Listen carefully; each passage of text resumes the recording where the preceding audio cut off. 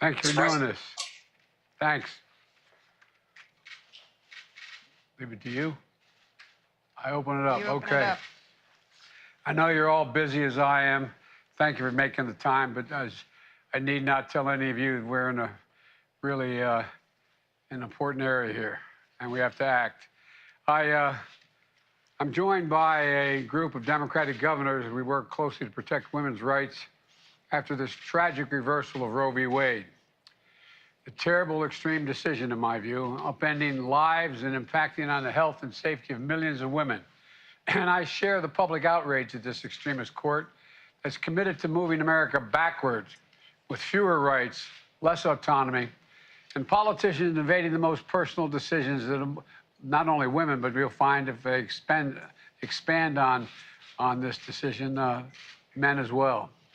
But as I've said last week, this is not over. Last week, I announced two specific actions. First, if extremist governors try to block a woman from traveling from her state that prohibits her from seeking medical help she needs to a state that provides that care, the federal government will act to protect her bedrock rights through the Attorney General's office. Second, if states try to block a woman from getting medication the FDA has already approved and has been available for more than 20 years, my administration will act and protect that woman's right to that medication. And there are many other unlawful actions, in my view, that states are preparing to take that we'll have to address as well. But ultimately, Congress is going to have to act to codify the Roe into federal law. As I said yesterday, the filibuster should not stand in the way of us being able to do that. But right now, we don't have the votes in the Senate to change the filibuster at the moment. That means we need 2 more votes now, not now, when we vote, probably after November, more senators and House majority elected in November to get this bill to my desk. So the choice is clear. We either elect federal senators and representatives who will codify Roe, or Republicans who will elect the House and Senate who will try to ban abortions nationwide. Nationwide. This is going to go one way or the other after November. So let's remember, the reasoning of this decision has an impact much beyond Roe and to the right to privacy more generally. Justice Thomas himself said that. Under the reasoning of this decision, that the court should reconsider marriage equality and contraception. And there's a lot at stake here. In the meantime, I want to hear what the governors are doing, talk about my plans, and discuss what we can do until Congress acts. This is not over. It's not over. Now I'm going to turn it over to Jen Klein, the head of the White House Gender Policy Council, and we'll proceed with the discussions. Thank you, Mr. President. And I'd like to add my thanks to each of you for joining and for your leadership. We'd, as the President just said, really like to hear from you about both what you've done and further action that you're planning to take.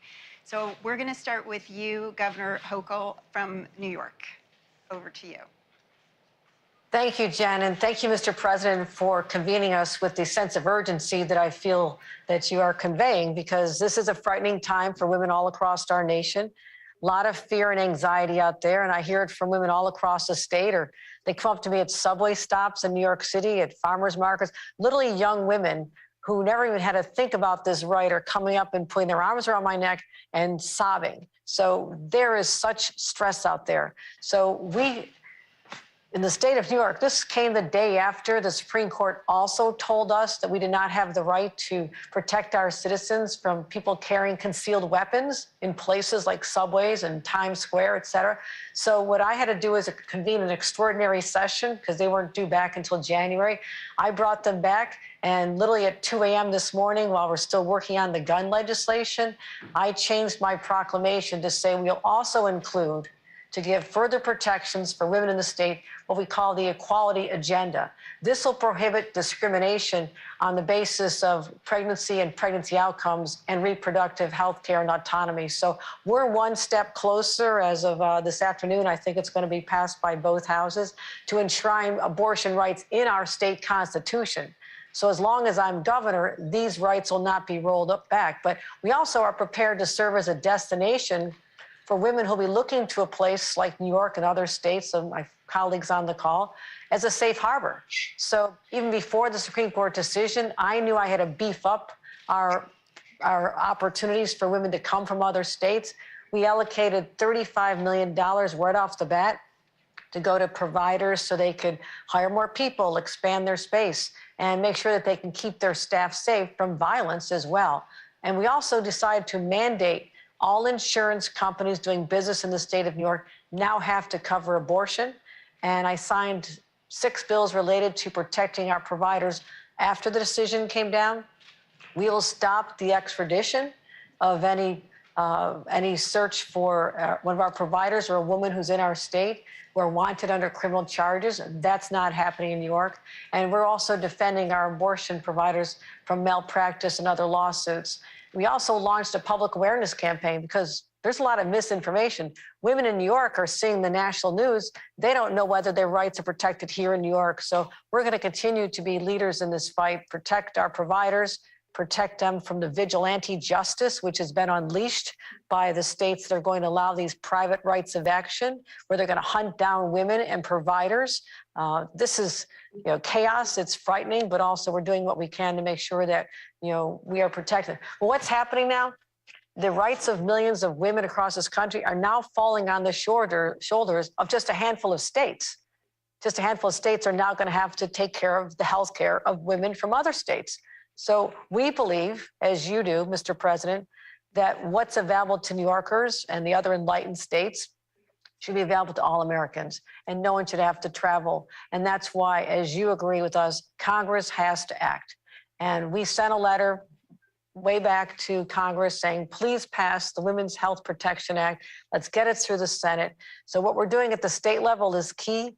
But I completely agree with you, and I commend you, Mr. President, for standing up and talking about the fact that it is the filibuster that's preventing the majority of senators, and it is the majority of senators who want to speak on behalf of the majority of Americans. But we understand our options are limited until next January with a new Senate, and we're all going to be focusing very hard on that outcome because it is a matter of life and death for American women, because we do not want to go back to the days anywhere in this country of the back alley abortions, which are real. I talked to one of my neighbors down the hall whose husband used to perform these abortions before abortion was legal in New York State in 1970. And so this is not just hyperbole, it is real. So what we're asking to help continue at the federal level, we believe that more can be done to fund family planning services more broadly, to allow the providers and their clinics to have federal resources for these services, and they can focus on private dollars for abortion services.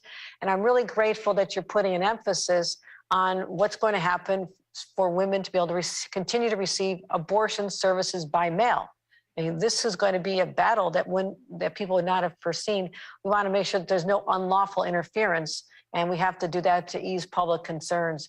And also, Mr. President, we'd ask that you consider your ability to use federal facilities. What am I talking about? Veterans hospitals, military bases, and other places where the federal government controls the jurisdiction in some of the states that are hostile to women's rights, and make sure that those services can be available to other women. So those are just a few of the ideas that we encourage you to look at. An idea of what we're doing at the New York State level, but literally before close of business today, we will have the first step toward a process of changing our Constitution, which is the boldest step we can take, and we just started that today. So thank you for convening us. We are there to stand with you to do something that protect a right that my mother's generation had to fight for, I fought for, my daughter who's in her 30s had to fight for, and now, Mr. President, I have a brand new granddaughter. And thank you for your note acknowledging that. I didn't think we'd have to fight this battle for her generation as well, but apparently we do, but we are ready to take on that fight. So thank you.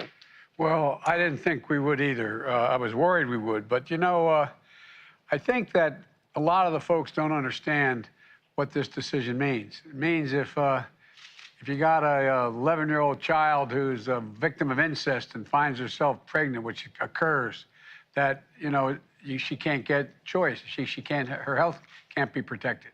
You find, if you're raped, there's no exception. I mean, there's so many things that people really haven't focused on yet. beyond the fundamental right of a woman to be able to choose. And so I just think that, as you pointed out, Kathy, it's just gonna be a big deal that we get people out to vote. Because here's what's gonna happen, I predict. If we don't keep the Senate, increase it in the House, we're gonna be in a situation where the Republicans are gonna pass a nationwide prohibition consistent with what the Supreme Court ruled. And so there's a lot at stake here, but I'm sure glad you're leading New York. For real. Thank you, Mr. Thank you.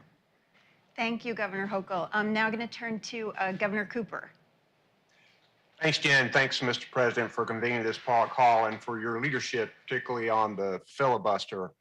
Unlike Governor Hochul in New York, our Republican legislature is not going to amend the Constitution, but this Democratic governor is going to hold the line to protect women's reproductive freedom in our state.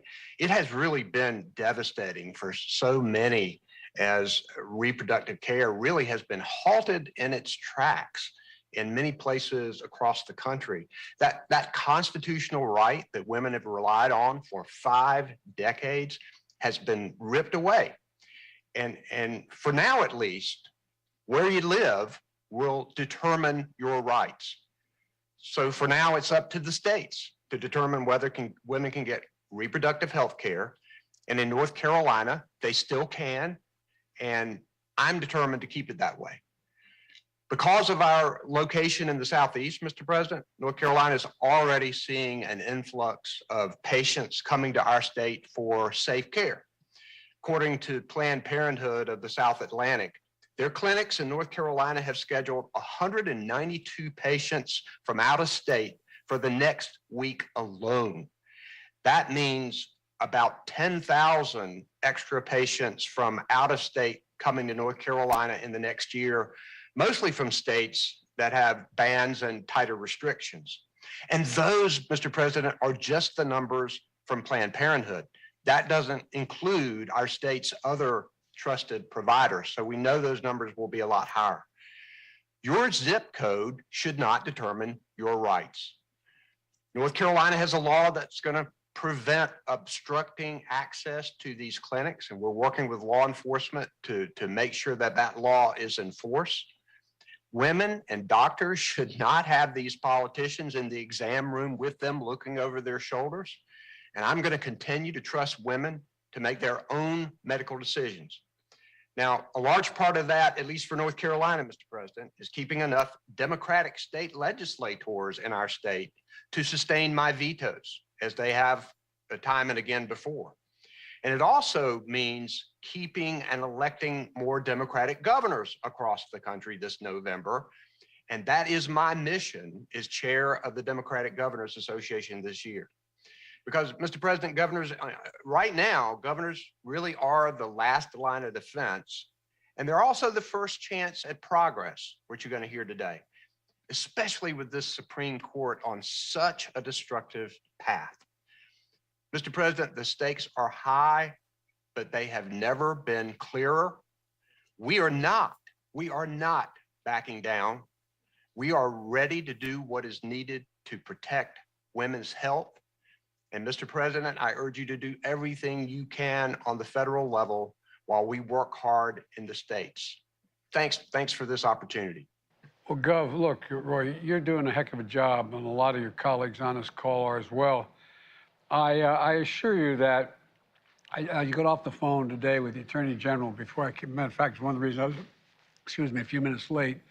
And we're going to do everything within the power of the federal government to make sure that any attempt to obstruct anything from travel to access to medicine does not occur.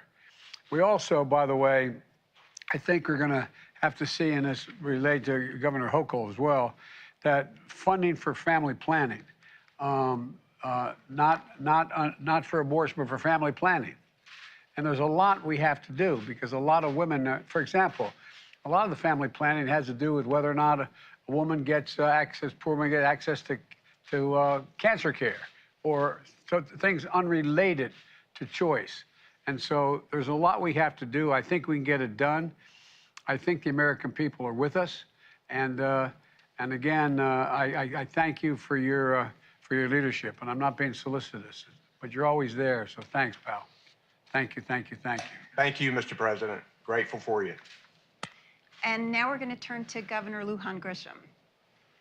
Thank you, Jen, and thank you, Mr. President. And I'm delighted, frankly, to join the fight with my incredible Democratic gubernatorial colleagues that we are, in fact, that brick wall against this horrific Supreme Court decision. I also, Mr. President, really appreciate that you've continued to lean in, that this privacy right debate extends far beyond choice. And what we do today in the space for protecting reproductive rights absolutely should move in the direction to prepare to protect everyone's additional privacy rights, including making sure that we don't roll backwards on same-sex marriage and other related issues. So New Mexico certainly saw this coming as a potential. We quickly, a year ago, I signed into a law repealing an antiquated, unconstitutional law that could criminalize abortion care and abortion providers. That is now repealed. We did that last year. And in doing that, we also increased resources for family planning, contraceptives, reproductive care, abortion care services through all of our network of providers and through state funds. We'll continue to do that. Most recently, we signed an executive order following the same kinds of efforts you're seeing now across the country, joining Massachusetts as an example, but now New York.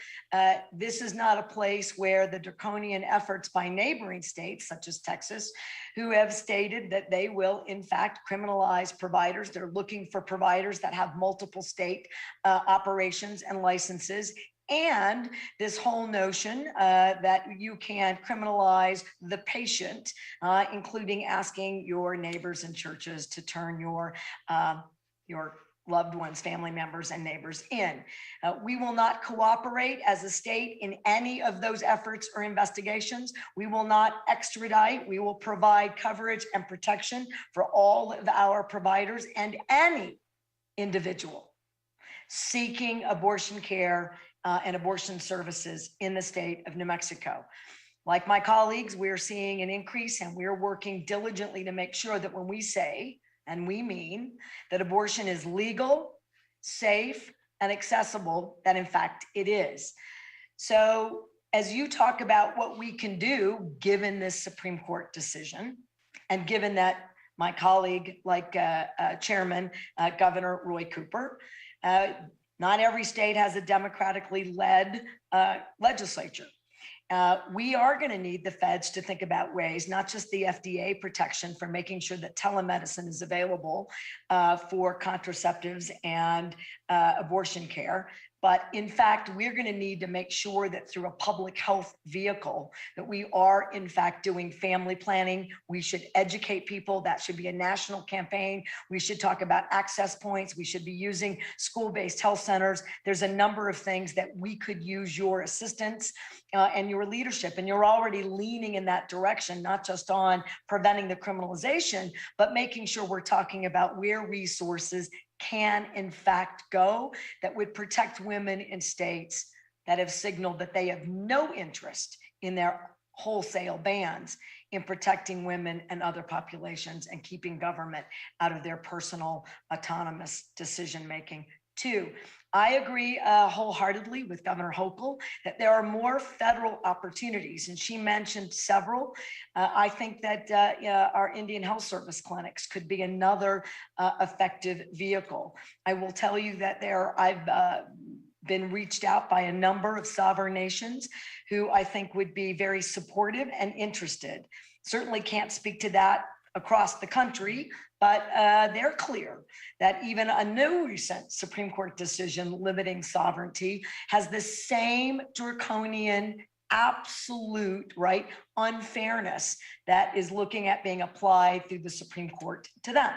So I think that may be yet another vehicle that we could expand that would protect women and particularly minority populations all across the country. We stand ready to fight hard across the country and making sure that you have what you need in Congress so that we can codify Roe v. Wade, so that your states that stand as that safe haven and brick wall will continue to do that and support as many women and their families all across America who are going to need us as we fight to win this battle. Well, Michelle, you're already standing up for folks in your neighboring states. It matters. It matters a lot. And one of the things that I'm finding is that